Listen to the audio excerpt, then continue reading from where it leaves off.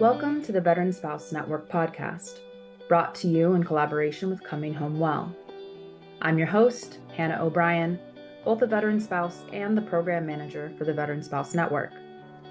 On each episode of our show, I will host different guests to learn more about the stories, unmet needs, and resources available to our military and veteran families. We're the show that's making space for your stories, so that here you know you're never alone. Hello, everyone, and welcome back to this month's episode of the Veteran Spouse Network podcast.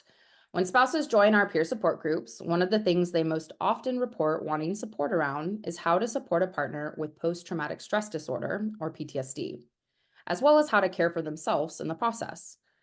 PTSD is obviously incredibly impactful for the individual experiencing it, but it also has a huge impact on relationships and on families. I myself am the spouse of a veteran with PTSD, and while my husband has done a lot of individual work and we've done a lot of work as a couple, it's still something we navigate regularly in our relationship.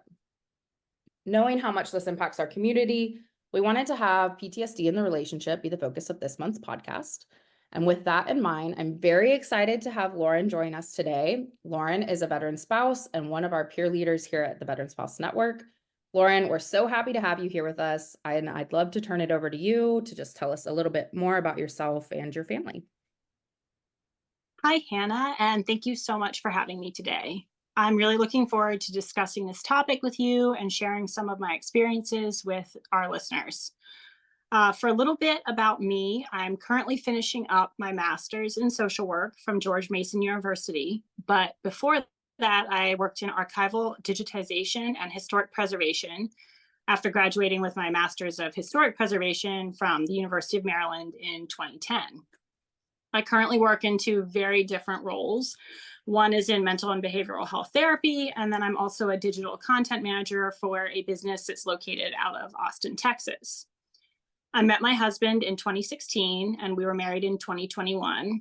We have two wonderful daughters, ages 5 and 12. And he was a Navy corpsman from 2004 to 2020 when he was medically retired due to combat-related post-traumatic stress.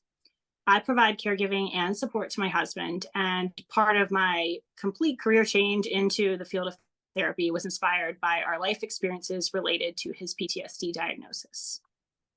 Very cool. And I feel that I was all set to go a different way with my career until I met my husband.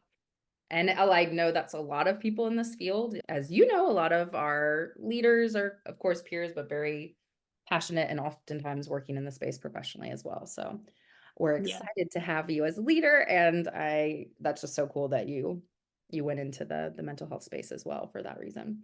So, of course, you mentioned your husband has PTSD. That's why you're here talking about this topic. So tell me a little bit more about his experiences with that. Sure. So my husband joined the Navy in 2004, just to give a little background on his military career. And he was a corpsman with a Marine infantry company that was in Iraq during 2005. And then in 2010, he managed a shock trauma platoon at Afghanistan.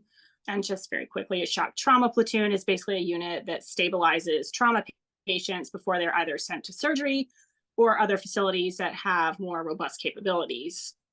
And on his last deployment, he was in Afghanistan for almost 11 months and was an Afghan advisor. So he worked with Afghan Army soldiers to teach them an enhancement of their medical skills.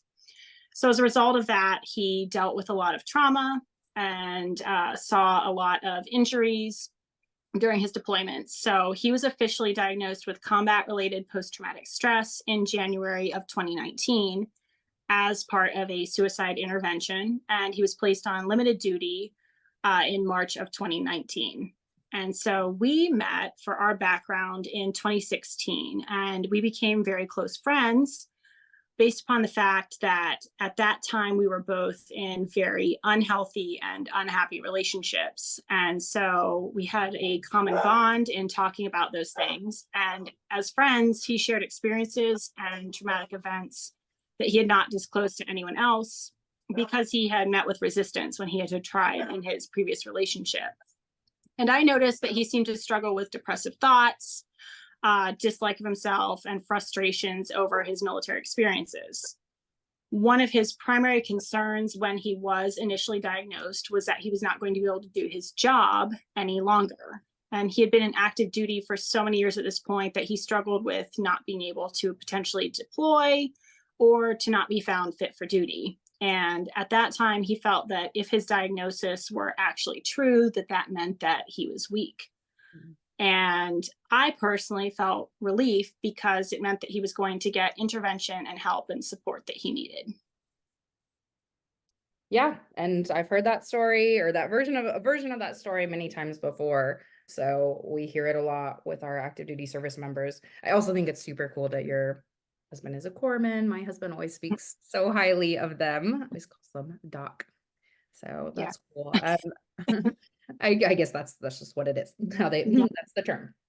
So how do you, as I mentioned in the beginning, this is something a lot of our network are dealing with in their relationships, but maybe they don't always know that that's what they're dealing with. So I'm curious, how did your husband's PTSD show up? Like what do you see how that impacts him? I think that for him, his PTSD impacts him in multiple ways. And what's tricky about it is that some of them are more subtle, and then there are very overt ways that you can tell that he has this diagnosis. So, in a more overt way, physically, he is exhausted a lot of the time because he experiences sleep issues, specifically nightmares, and it makes it extremely difficult for him to rest. And when he tries to nap during the day, he often experiences where he loses track of where he is and he thinks he's back in Afghanistan, particularly if the room is a warmer temperature, which in these winter months, I'm sure you have your heat on like we do, and that Mm. happens a lot. And so he has a lot of trouble with that and then becoming disoriented with where he is upon waking. So he prefers that if he's going to nap, that I'm present so that I'm able to orient him to his surroundings and where he is. Again, in a more overt way, he's obviously more reactive emotionally. He tends to be in a heightened state a lot of the time, which is due to being caught in the chronic fight or flight mode. And more subtly, what I've noticed is that he is constantly thinking several steps ahead. So he assesses safety, potential threats, whether that's in a public setting or at home. So he can't really relax. And so, an example of that would be that we just recently experienced a flat tire. And I thought, okay, we're just going to call and get it fixed, and it's no big deal.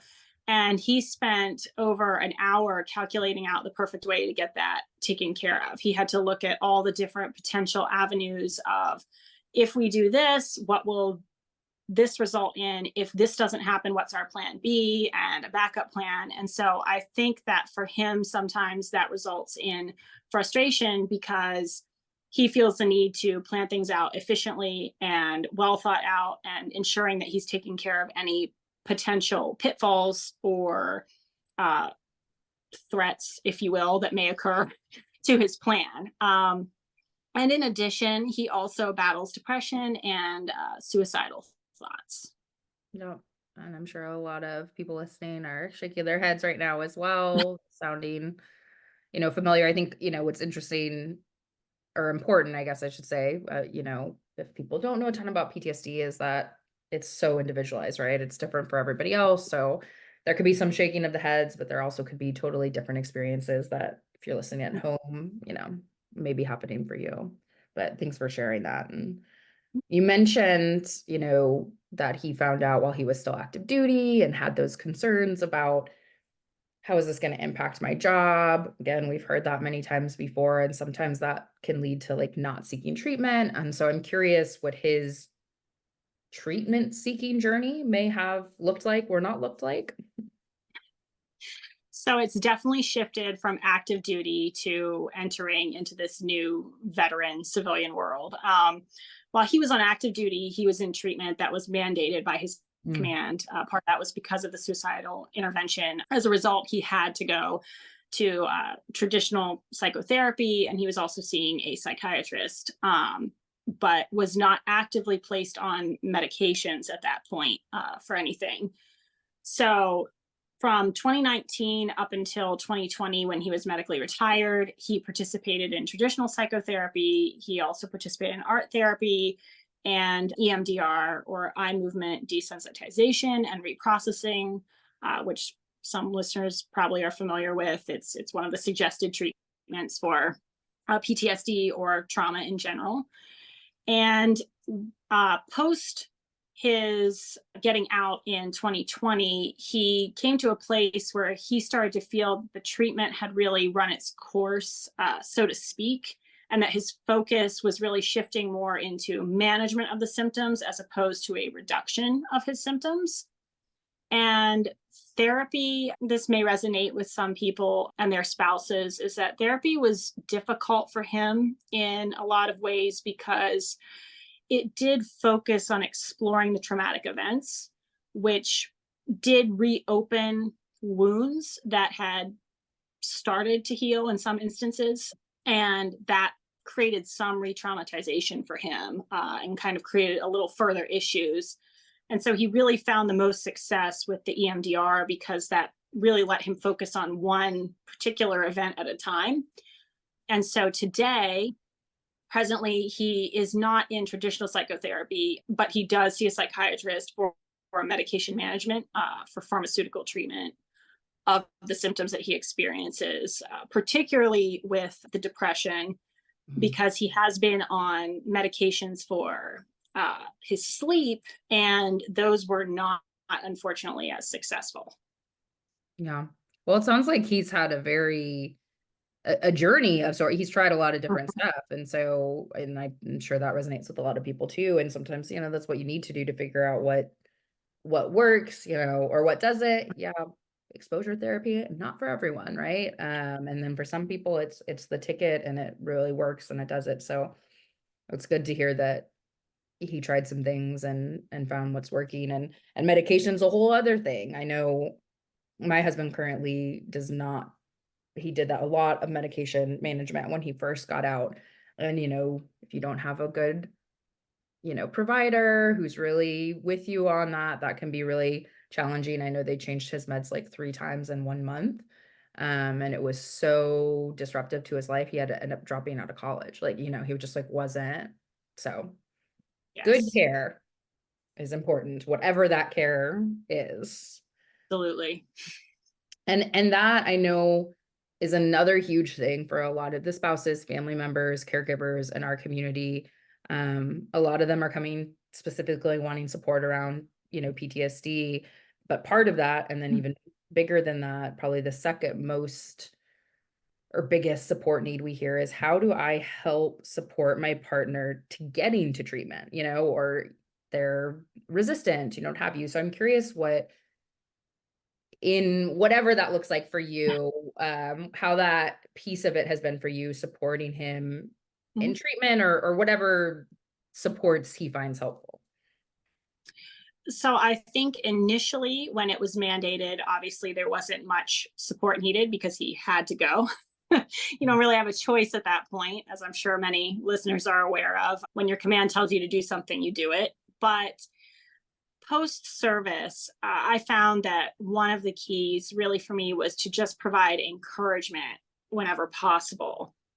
And in a compassionate way, telling him when I noticed that there were behaviors that were creating either disturbances, whether it was with himself for his sleep or among the family, because a huge thing is you can't force someone into therapy, right? Like you can't make them talk about things they're uncomfortable with. You can't lay down an ultimatum and say like, you are going to go to therapy, or you're going to go to the support group, or you need to find this type of help or things like that, because that just doesn't work. The person has to want help or they won't be receptive to it.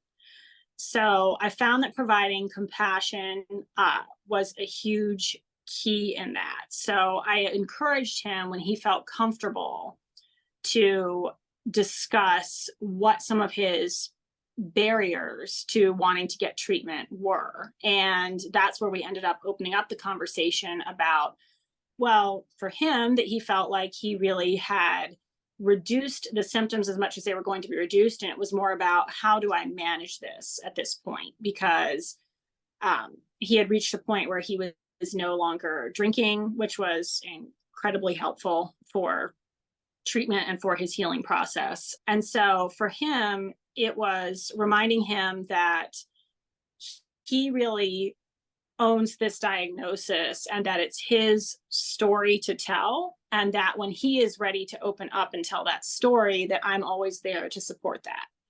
And so I think that encouraging that and reminding them that, particularly when they're post service and when they're, in the veteran and civilian world, is that unlike in the military world, there isn't as much stigma with treatment, because sometimes that carries over. Where, as I had mentioned earlier, he felt like it was a weakness or that there was something wrong with him. There is kind of this avoidant nature that comes about with military culture. And it can be really difficult for someone who is veteran or even active duty to open up to someone and trust someone enough to open up to them. And so I think another important way to encourage treatment is that you can also help by asking, hey, do you mind if I help you find a provider? Or, if we look together to find a provider, or things like that. I think creating more of a union in working together for this diagnosis is really important, as opposed to saying, like, you need to do this, or you should be taking care of this, or you should be looking this up, because it makes them feel even more alone. And so I think for creating support and encouragement is by, if you notice something, mentioning it to them. Like if you notice that there's something that is seemingly a little off, or it's creating tensions or things like that, I think when you approach in a compassionate way, I think mentioning is important. And then I think also offering to do this as a team, as opposed to doing it or expecting them to seek the treatment on their own. And I do think that it's important is that the person has to want to receive the help. And so in my husband's case, he didn't want the help at first. And when he ended up actually deciding to go and receive help, receive treatment with the EMDR and things like that, which are things that he did do post his separation, I think that finding that person on base who is able to be someone that he could open up to and talk about potential treatments was also a huge opening for him. So I think when you can find a fellow military member who can also offer perhaps some advice or experiences with treatment, I think that's another way that can really, really help. So talking maybe to them about talking with their friends about this or things like that, I think are really important ways that you can actively support and show them that this is something that you are both in together.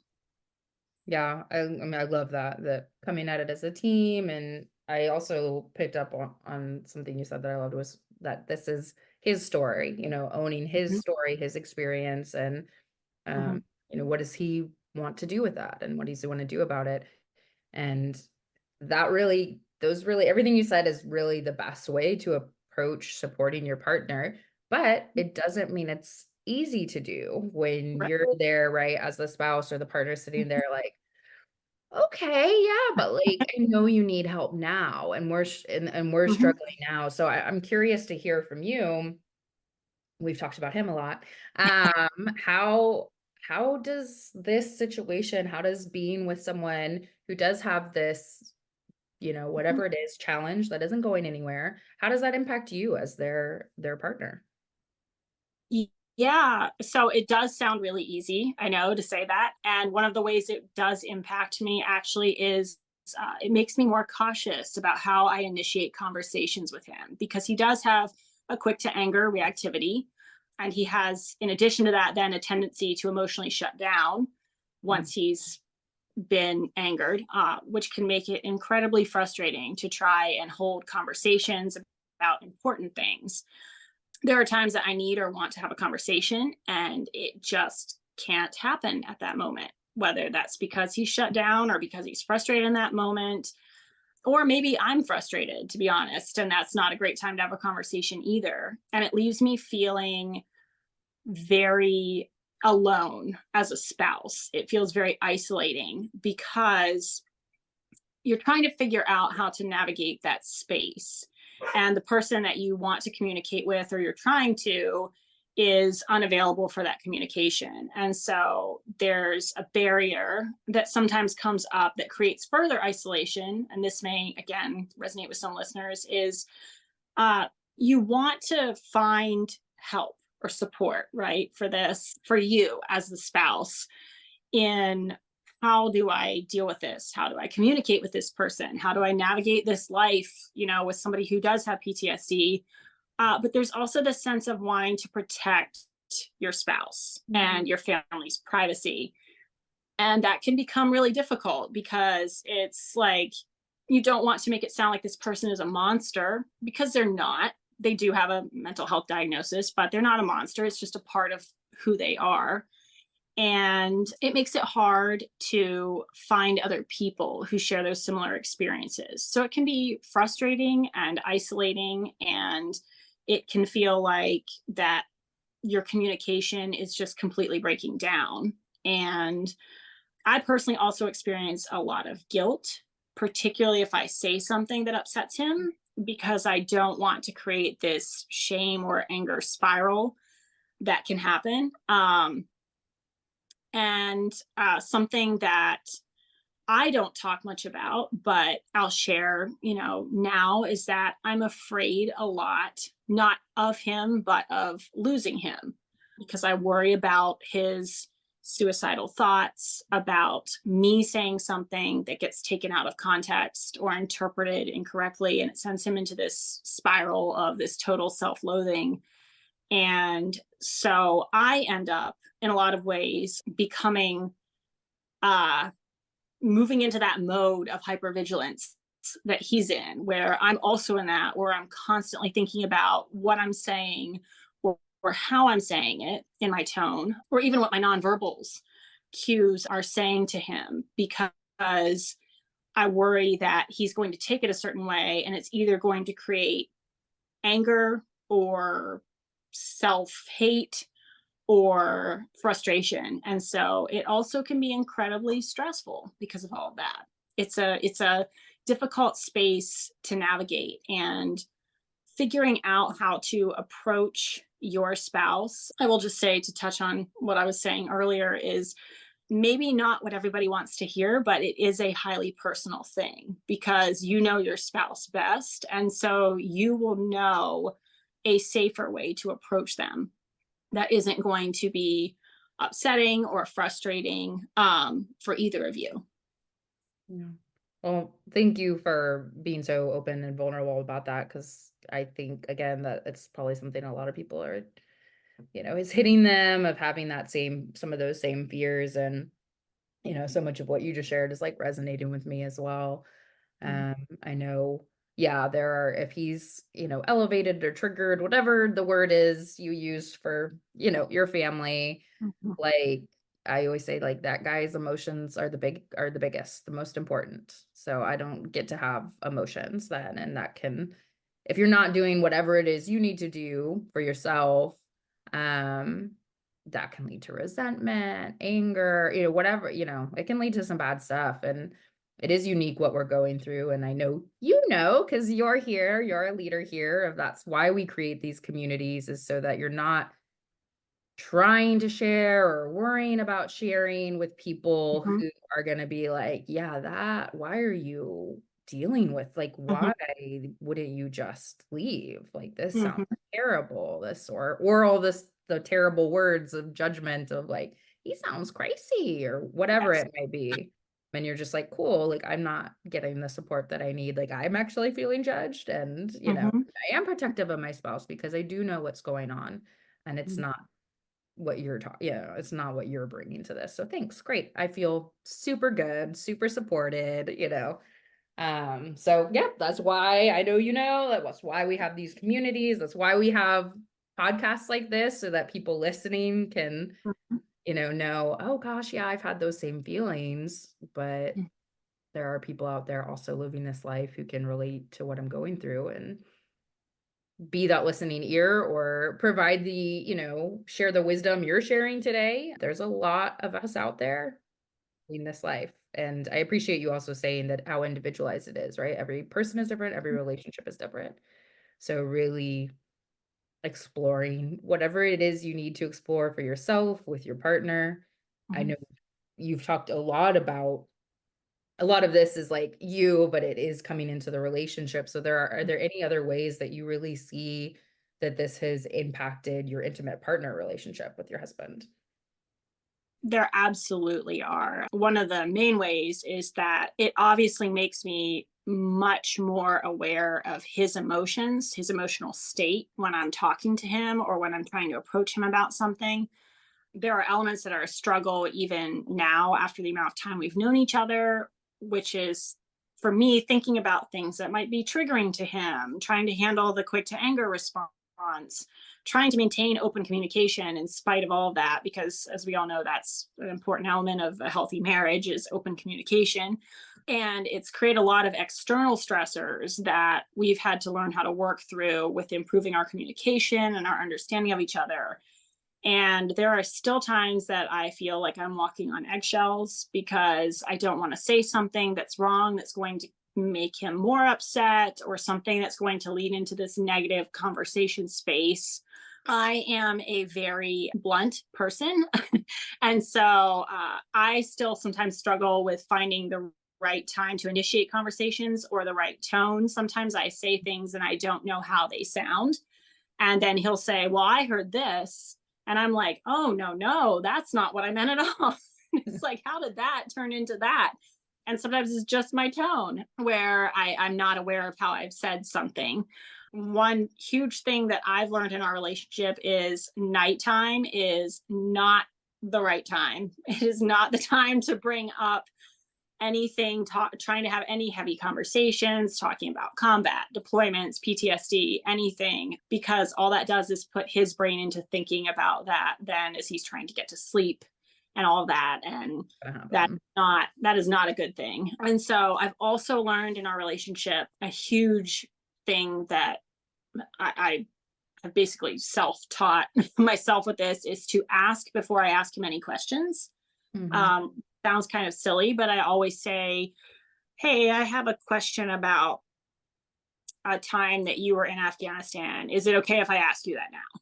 And he'll be honest and tell me either like, "Sure, go ahead," or he'll say like, "Well, now's not really a great time." And there is a variety of reasons that it might not be a great time. And I'm also naturally a very curious person. So I have to kind of work on curbing my curiosity if he says now is not the great Mhm. time to ask about that. And then another issue that definitely feeds into our relationship is that he can get very hyper fixated on things. And so he wants to solve things efficiently. He gets fixated on problem solving or troubleshooting things. And as not to turn this into a gender thing, but as a woman, I tend to sometimes I just want to share something and it's because I want to vent or I want to share something, right? Maybe I'm frustrated by something at work and it's like, I just want to talk about what's frustrating me. But what he hears is this is a problem and I need to solve it. So then he starts presenting like 15 different solutions on how I could solve the problem. And to me, it's like, I don't really need that solution. I just need you to hear what I'm saying. And that can sometimes create some headbutting because to him, it's like, but I've laid out all these great solutions for you. Why aren't you taking a solution? Yeah. Um, and so we've had to have discussions where we will say sometimes before a conversation, is this a, can you help me fix this? Or is this a, can you please listen to me type of conversation? Um, And so things sometimes that are also in that same vein, things that are easy fixes to me can become a huge focus for him. So we have a dog. Well, we have two dogs and they create chaos in the house. And so to me, an easy solution is just put up a gate and block them out. But to him, it's like, I need to set up a gate, but I need to have it in a certain space where it's not going to create a hazard for anybody. And I need to have it so that the dogs can't get into accessing this point. But then if they get through this gate, I have to be able to block them from this next step. So that's what I was talking about with kind of thinking 15 steps ahead. And to me, it's like, well, let's just block them with a gate and we'll go from there.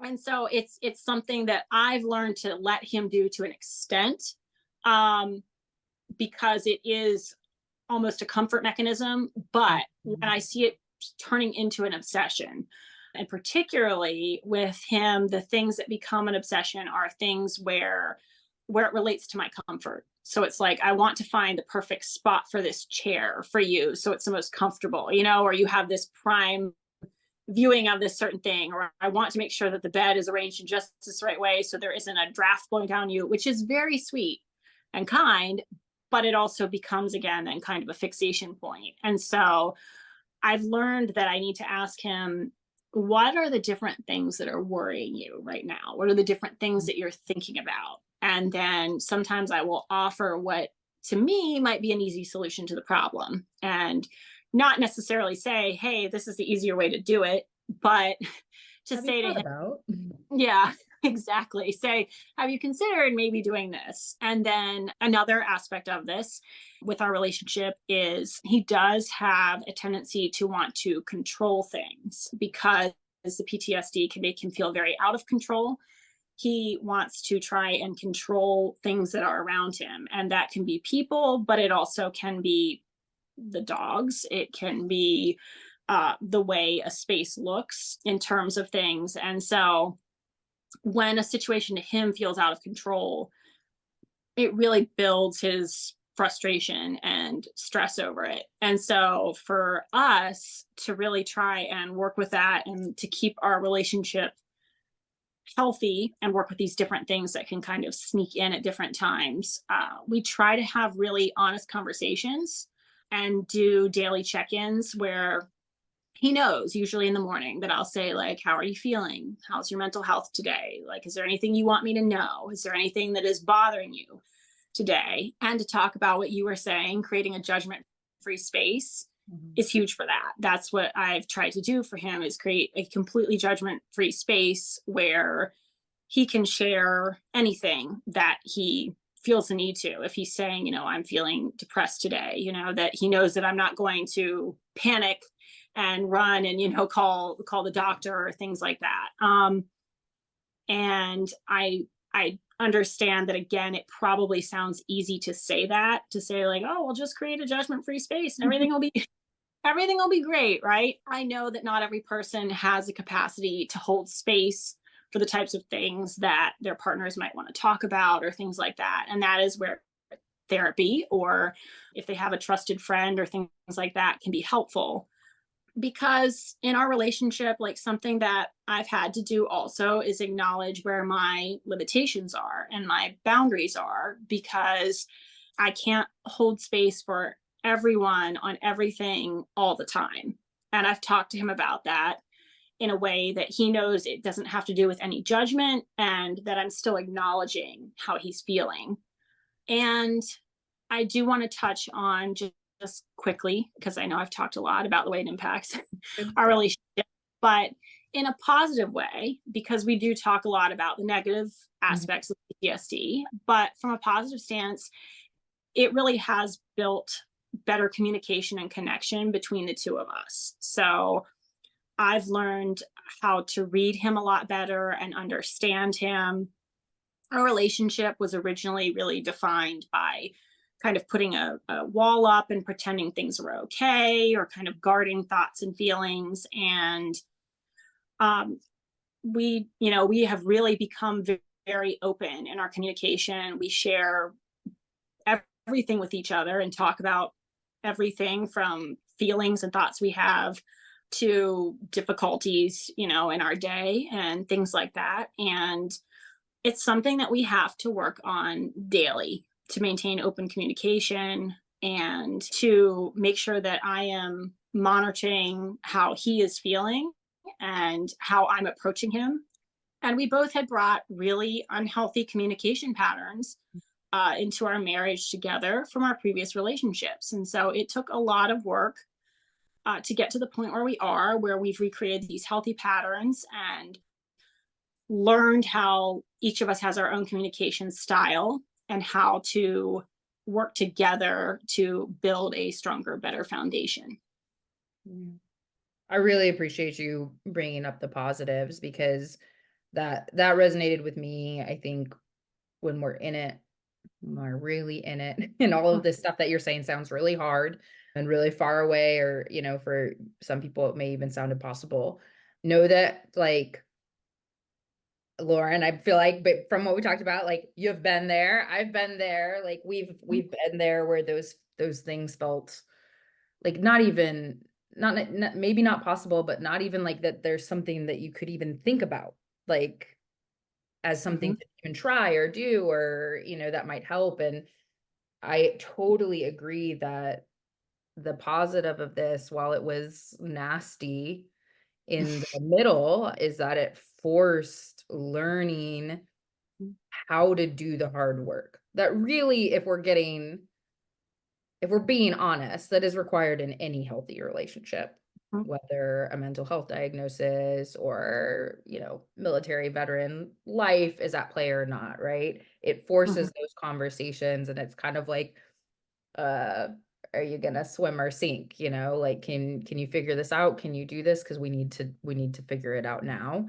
because big things are happening. And I totally agree. I think back on my, like, younger self, and I'm like, I can't imagine even being as open and vulnerable.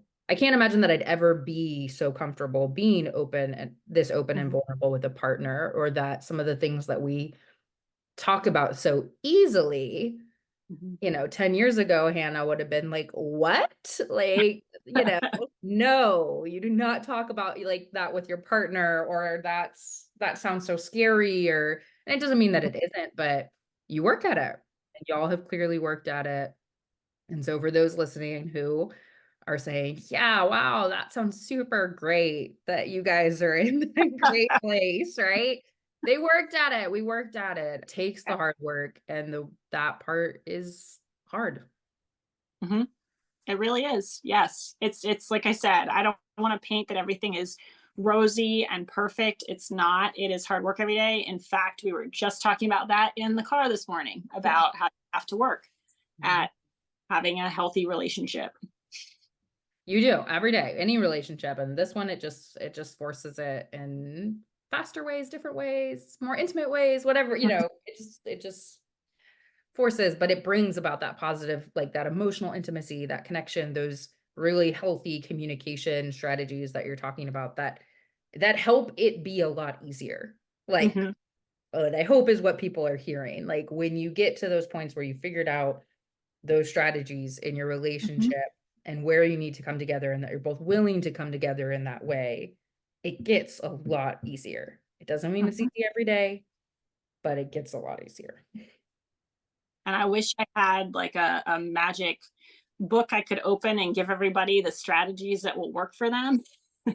But unfortunately, it really is individual, because Yes. something that works for me and approaching my husband may not work for you, because your husband may have completely different triggers. He might have completely different experiences. He might have different emotions. He might have different understand. I mean, they do have different experiences related Yeah. to Yeah. combat deployments like that. And so it's something where you really have to work on learning your spouse. Like, you really have to learn them and learn what their experiences are, learn what their viewpoints are, and that is the best way to inform you on how to approach them Yeah. about things and how to support them.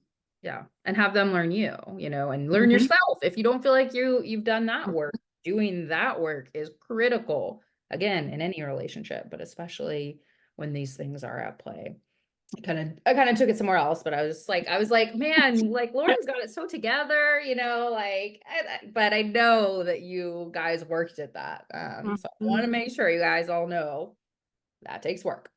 So something we hear a lot, and I know you have some experience with too is we're talking about PTSD, and PTSD doesn't Mhm. necessarily happen in isolation, right? When you are exposed to trauma, which is also very individualized how you react, PTSD is one thing that can happen. You've mentioned some depression and things like that, but there is a lot of comorbidity or, addiction maybe at play. All sorts of things can happen. So I'm just curious what might have been unique about that for y'all.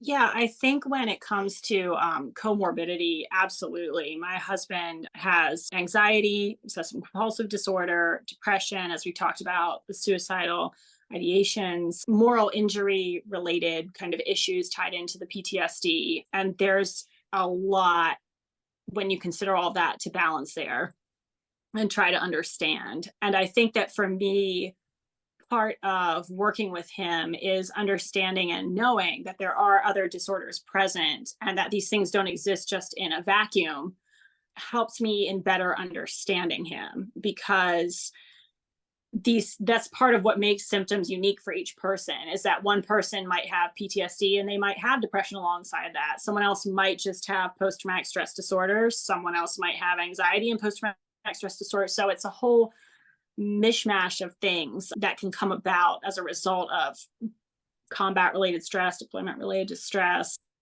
military related stress, Yeah. just in general. And so I think that remembering that as a spouse, remembering the different diagnoses, not defining them by them, but understanding if there are different diagnoses present is really important, because it helps you better understand the different pieces that make up your spouse. And it's not all of who they are, but it is parts of who they are.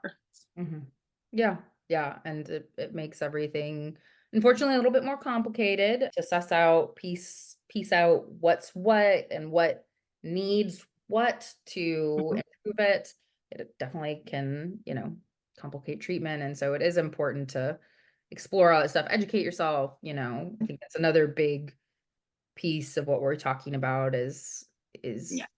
getting whatever information you can get your hands on, talking to experts and um peers like you mentioned who are dealing with this stuff, either from our partner's end of them talking to their peers to understand what might be going on, what might be an option, and then as the spouse also talking to other people who are dealing with this can be so helpful just to inform.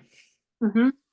So, one of the biggest things or words we hear when we're talking about PTSD is the word trigger. And that can be anything that essentially triggers a response of some degree with our partners who may be dealing with PTSD. So that can be something that's really challenging as the spouse, the partner, the family member, whoever you may be. Even some of what you've already talked about, of like almost kind of feeling a weight of responsibility of Hmm. like, this is my job to manage these, or like, I don't want to do this and then feel guilty about it because it triggered them. So I'm just curious what your experience has been with triggers, what you've kind of learned, what you might have to say on that for us listening in. Sure. So, as far as triggers, yes, that is a huge, huge part of the post traumatic stress disorder diagnosis, a huge part of what we experience. And so, for him, like as a little personal anecdote here, as an example of kind of how we deal with triggers, is so nighttime for him driving creates a lot of anxiety.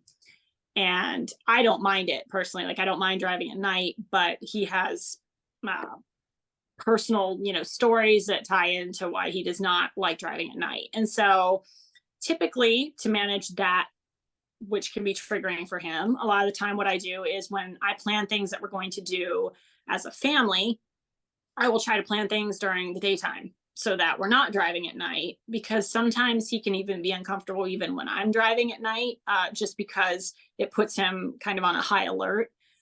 And so I usually try to do daytime things. So of course it's winter right now, so unfortunately, thanks to daylight savings time, it Yep. gets dark really early. And sometimes we like to do things like, I mean, it's when it's the holiday season or things like that, we like to go look at lights. Mhm. or go, Dark, yeah. go to events and things in the area that are holiday related. So, and all that does not necessarily happen at like 2 in the afternoon. So with that, sometimes we will do things in the evening. And so I'm aware that that can be more difficult for him. And so the other night we were driving and it was dusk, so it wasn't fully dark yet. And 3 deer actually ran across the road right in front of our car. And I could tell he was just absolutely like in a state of like panic, and like his brain was just somewhere else in that moment. So all I did was I put my hand over on his hand and I said, I know that what just happened was really scary. Is there anything I can do to help? Do you want me to drive? Like we can pull over and I will start driving. And he was I mean, like I said, I could tell he was kind of still disoriented. So he was just like, no, I'm fine. But when we got home, he approached me and he like out of the blue and he said, I just want to really thank you for asking if there was anything you could do and for reacting that way, because he said like I didn't used to receive that type of compassion and someone who, doesn't treat me like I'm crazy basically because something, bothers me or upsets me. And so sometimes verbal reassurance is enough in our relationship, and sometimes it's a physical, like a quick touch, or holding his hand, or putting my hand on his leg or something like that to let him know that I'm there. And so I think for us, a way that we manage triggers is, for certain things we try to avoid if we know it's something that is not something he enjoys. So like he doesn't like crowds, right? So when we were first dating, I had bought tickets to a concert because I thought it was going to be fun because it was an artist we both liked and everything. And I was all excited. And I had done it as a surprise, Mhm. which learned to not do after that. But at the moment, I'm like, oh, this is going to be great. This is going to be so fun. We're going to go to a concert and everything. And so, like a few days before, I was like, so I hope you're, free on Friday, like trying to be funny and everything, like it's like, I hope you're free on Friday because I've got tickets too. And his face like just went almost white. Like he looked like he was trying to be like, oh, that's great. I'm so happy that we're going to go to a Mhm. concert. And I was like, oh, I don't think he's happy. And it opened up though a conversation where I was like, okay, I said like, are you not feeling like you want to, go to this? Is this something that you like? Do you not like this artist? Like I thought you did or something. And he's like, no, I don't really like crowds in enclosed spaces. Like it makes me feel very uncomfortable. I feel like I'm constantly like just scanning and looking for threats and things like that.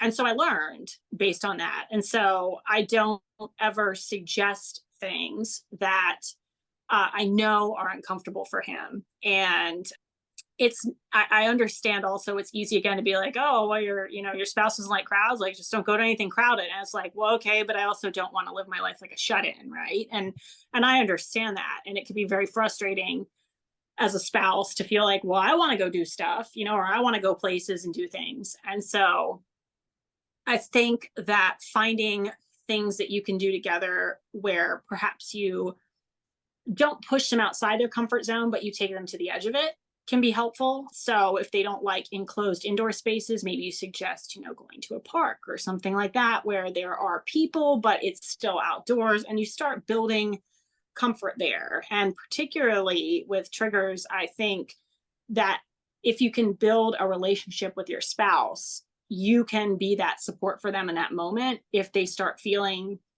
anxious or triggered. But it's important also to remember that like it's not your responsibility as a spouse to keep them from being triggered, because like we said, Mhm. it is their story, it is their diagnosis, it is their PTSD, and like your job is not to create a wall around them, because that's not healthy either. To For basically you like, or them. Yeah. exactly.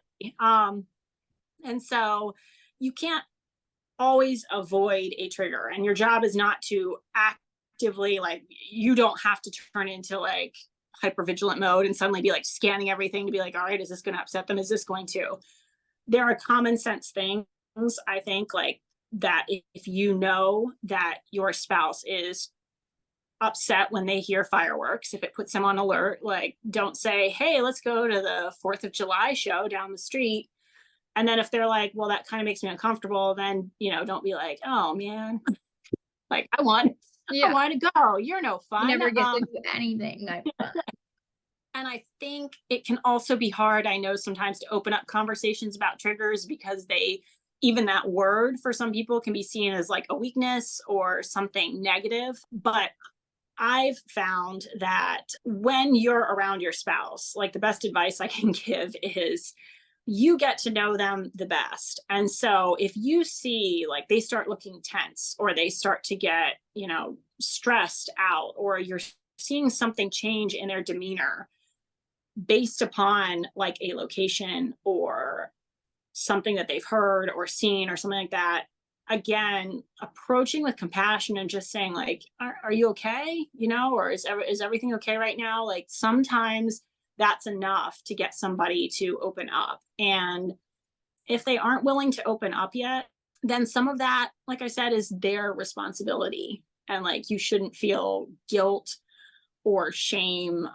about that, because it's not your job to help them overcome these triggers. Your job is to support them through their own work. Is the best way that I can put that. It's the best way to put it. And like if you as the spouse or a family member, whoever you might be, are then you're trying to control the situation. And no one can nor should try to control everything. So you're constantly going to be stressed out, feeling like you failed, because no one can do that. So I really appreciate you saying that. Yeah, it's not your job. It's nobody's job. It's your job to support them. It's their job to try and understand how they're feeling, what makes them feel that way, communicate with you, like all that good stuff so that you can be a team about it. And as we're talking about triggers, I think some people think of them as those very tangible things, right? The crowd, the fireworks, the loud sounds, but it's also can be an emotion. And normally it is an emotion that something is triggering said emotion. It can be stress. Mm-hmm. Like I know for my husband, most of those like typical things that you see don't really get him unless it's like real unexpected, like thought we were going to have an understanding of what this would be and then something really weird happened. But stress is a huge trigger for him, and any type of stress, and then he just can't deal. So sometimes you can anticipate when like things are going to happen, like when we were moving, buying a house, having our baby, like I'm like, okay, so what are we going to do about this to make sure, like, what are you going to do about this to make sure you feel like you have what you need to manage what's going to be a stressful situation? Mm-hmm. What are we going to do about this as a Mm-hmm. team to make sure we're on the same page, we're communicating, we're putting those like practices into place, so much of what you've talked about. And then other things you can't Mm-hmm. anticipate, so you roll with it. Yeah, I mean, if you just show that you're there for support, like sounds obvious, right? But it's like don't make fun of them, don't like mock them when they're like if they're having an upsetting moment, it's like don't call them crazy. Like it's like if you show like I know this is difficult for you, what can I do to help? That reaching out for most people is one of the most important things that you can do.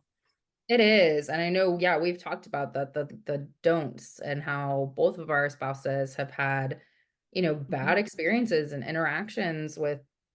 It sounds like you said obvious to say you shouldn't blame them for that. You shouldn't call them crazy. You shouldn't, throw a big fit about we don't get to do anything fun because of you and your PTSD, sort of thing. Like in the moment, objectively, it sounds very like, yeah, duh, of course, I would never, or Mhm. I should never say that. But when you're upset, you're heightened, you're in the moment, that stuff comes out and it can cut deep, Mhm.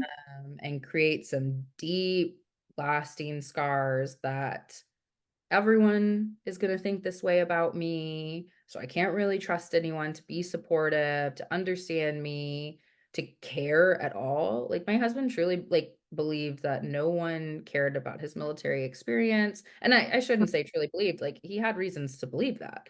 Hmm. And so it took a long time for him to trust that I was genuinely supportive and interested and curious, like you said, like wanted to know, wanted to be there, wasn't gonna judge him, wasn't gonna, call him crazy and say, you're the reason we, are struggling. Um, and I think a lot of service members and veterans are unfortunately dealing with that, whether that be their intimate partner, other family or friends or people in their lives. Hmm. Yeah, absolutely. I know that a barrier for my husband, to touch on what you're saying also, is that there was an aspect of also feeling like he didn't deserve treatment because it's like he's the problem. It's all him. He's the sole, creating this issue and this problem. And it's like, well, some of that is based upon reactions because the way that he and I interact and the way he reacts to me is very different than in the past, because the way he was being approached, the things that he was being told, the way that he was being talked to, um, were very overtly negative things. And so he started thinking very negatively about himself. And it's taken a lot of work to get him to a place where he does not think negatively of himself anymore and thinks like, I am not a bad person. I am not deserving of feeling this way. And it's like that was a huge barrier to his treatment for a long time. Yeah. And if you think about it, it's like anyone who's getting that messaging from people they love or who are supposed to love them, who are supposed to support them, or even like this messaging comes from media and like things like Mhm. that of like, the crazy vet, with PTSD doing this and that and that. If any of us were subjected to that, it would have those deep cuts that are hard to come out of and, unlearn those reactions. So Mhm. that's huge. All right. I feel like we talked a lot about the positives though. I now that we're talking about the negatives, are there any other positives that you think have really come from this, whether that's for him or for y'all, for you, your family? I think the biggest positive that I've seen is in that it's really taught both my husband and myself growth and appreciating each other and learning like how to build again that really strong basis of connection with one another. And as far as our family, I think it's also, particularly for our kids, I think it's helped them learning some in terms of like emotional regulation and things like that, because they've learned in an age appropriate way, obviously, but like they've learned about, their dad's diagnosis and about, that sometimes daddy feels sad or sometimes he feels this. And it teaches them not only being in touch with their emotions, but how do I regulate these in a healthy way? And so I think that that's very positive, because I think that's something that a lot of us struggle with, whether we have PTSD as a diagnosis or not, honestly. Oh my gosh, yes. I think that'll be like I think about that a lot with our daughter. I'm like, we can talk how are we going to talk about these things and how that can actually be such a positive for her. Seeing that and where, I knew I grew up and we were always like a happy family. Like everything was happy, we love to laugh.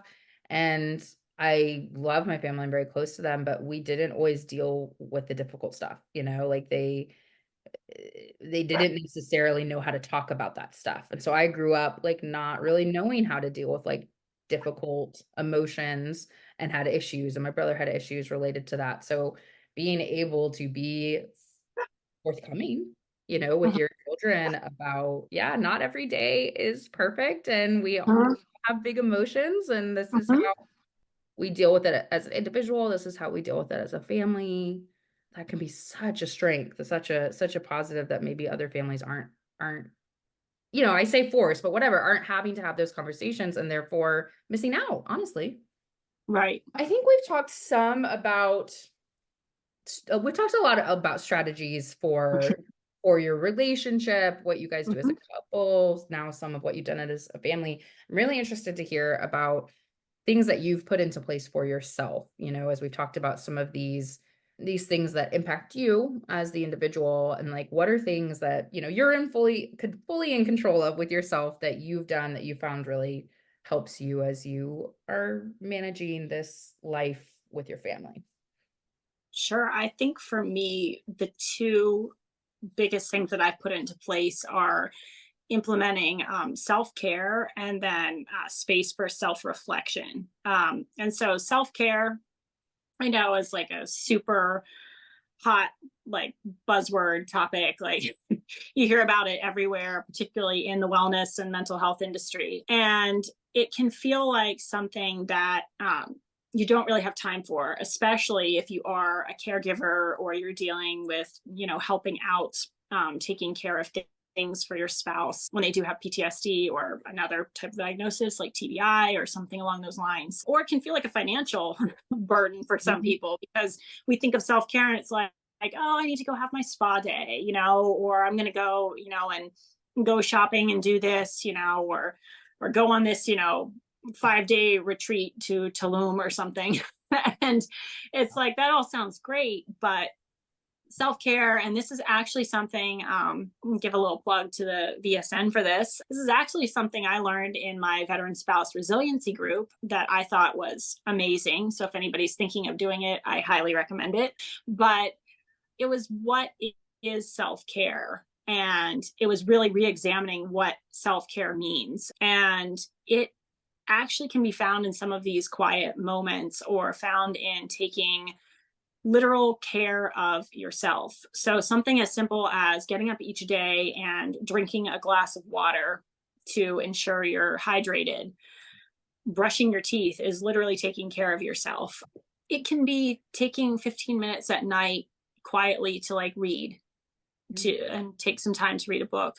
It doesn't have to be this highly indulgent thing or expensive or even time consuming. It's just finding time for yourself and recognizing that every spare moment of your day does not have to be spent giving everything of yourself to others. Because if you do that, you have absolutely no time to recharge and rest. And then you are no good for anything. You're not able to help really anyone. You can't help yourself, certainly. And you really can't help your spouse at that point or your kids if you have them.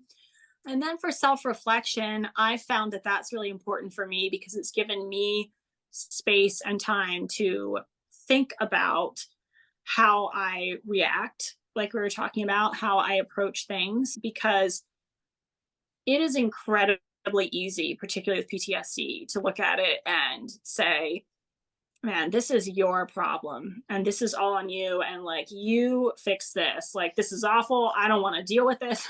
Like, this is not, it's not me, right? Like, I didn't go to the war. I wasn't in the military. So it's like, it can't be my problem. But I think that if you take that time to reflect, you realize that it's something that can be influenced by the way you are reacting to a person, or you are talking to them, or you are approaching them. And so I think that taking time for myself each day is to really look at, how do I want today to go? And how do I want to approach things? And how do I want to, create a safe space? How do I want to create a safe and happy and healthy home environment? Are really important things that I've had to learn, because I used to really be that person who did not believe in self-care, because to me I thought it was something where it was indulgent and it was like taking time away from people who needed me. And it was really with the advent of the group that I started learning about, like, self-care is not this, what we see on social media of like this, hot topic where you have to go, practice yoga for an hour and now suddenly everything's better. It's literally taking care of yourself. Nothing wrong with yoga, I'll say, but it's literally taking care of yourself, and if you don't take care of yourself, you certainly can't take care of your spouse, and you can't take care of your relationship. Absolutely. Here. And, just like we've talked about, everything with this is very individualized, as is self-care, right? So, yeah, Mhm. not hating on yoga because that might be somebody else's. Like, Yeah. that's it. That's what I need. That's how I care for myself. But it doesn't have to be how I care for myself. Uh, and I think I love what you said too, the self-reflection. Like, if anyone's kind of struggling with that, like I think that's probably the biggest thing you can do for yourself is carve out that time to just Mhm. check in with yourself. Yeah. Um, we've talked about checking in as a couple, and that's probably one of the best things that you can do for your relationship health. So you need to be doing it for yourself as well, because in order to be there for other people, you need to know where you are. Mhm. Um, and it sounds so obvious, but when you're in the day, you're in the moment, it's so easy to just keep going and just push all those feelings and thoughts and things aside because they're getting in the way of what I got to do right now. But we do ourselves a disservice when we do that. And when we do ourselves a disservice, exactly like you said, we're doing those we care for a disservice as well. So I love it. And I'm so glad to hear that you learned it in the group. For those of you listening, Mhm. Lauren's getting ready to lead her first group. So if you're like, man, I just want to hang out with Lauren, you can. Lucky you. But I know if you're listening, Lauren and I have met, we have talked about this because there is so much. We could have dove into 5,000 more topics for 5,000 more hours. So I do want to just kind of leave us here in the sense of Lauren, is there anything else you feel like we talked about that we really wanted to touch on that we haven't yet, or that if there's anything that you just feel kind of this lasting piece of wisdom or whatever that you'd like to leave the listeners today? I think that the last thing I just want to say for my piece of wisdom from someone who's kind of been through the muck and is standing mostly on the other side at this point, because our relationship has really grown and changed from where we were. So there is hope. I just want to say that first of all. And then my big piece of advice is to lead with compassion whenever you are trying to approach or talk to or engage with your spouse. Separate them from this diagnosis. Like, they are not their PTSD. Mhm. It's a part of them, it's a part of their life. And as a result of that, it is going to be a part of your life. But really looking at them as a whole person, looking at their positive and their negative aspects, because the truth is we are all complex beings, right? So we all have positive and negatives to our personalities, to who we are. Like, we are flawed individuals, nobody is perfect. And so trying to really separate out the person that you are with, that you chose to make a, whether it's marriage, a lasting relationship, partnership with, separating them out from that diagnosis is so important, and doing it in a way that is compassionate, always looking at them as a person, not distilling them down just to you are PTSD, because they're not. And when you can approach them in a compassionate way and you both put in equal effort into the relationship, this diagnosis doesn't have to define your relationship. It doesn't have to define your life, and it doesn't have to define theirs. It's only a piece of that person that you love. And I found for myself with my husband that there's so many other wonderful parts to him that it's important to not let those wonderful moments and pieces of that person be overshadowed by the PTSD that they're experiencing. That's the perfect place to leave it. And you're right. I don't think we talked about that, which I think is so important, that separation, that ability to separate, and then also that empathy. Like, can you imagine having this? Like, they Mhm. don't like this, they don't, I guarantee every single person would trade it if they could and get rid of it if they could. And I know that's something that helps me a lot when I'm feeling frustrated, or yeah, frustrated, is reminding myself that he's frustrated too. And Mhm. he's frustrated and he feels like he probably can't really do anything about it. And that must be really challenging. And so when I'm able to step back and take that, I'm able to lead with empathy and compassion, like you're saying, and it's not always easy, but it's Mhm. not easy for them, and that helps me so much, reminding myself of that. So I love that, leading with empathy and compassion, realizing it's a piece of them that they have no control over the fact that they have it, that it is a piece of them. That's a part of your relationship that you both just try and figure out how to manage, and you figure out how to manage it as a family. And we all just do our best. We could talk for another 4 hours, but I thank you for joining us. I thank you for being so open about y'all's journey, your story. I know it's going to resonate with so many of our listeners. It resonated with me.